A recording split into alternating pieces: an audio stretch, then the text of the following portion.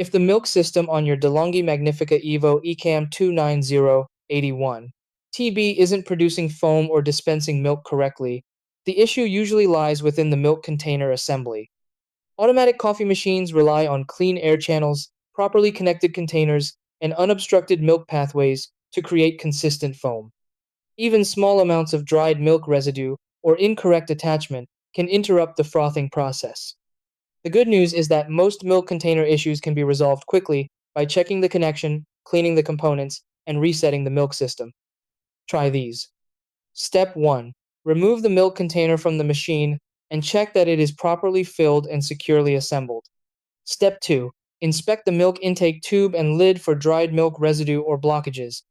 Step 3. Disassemble the milk container parts and rinse them thoroughly with warm water to clear any buildup. Step 4. Reassemble the container carefully and attach it firmly back onto the machine's milk outlet. Step 5. Run the milk cleaning or rinse function from the machine menu to restore proper milk flow and frothing.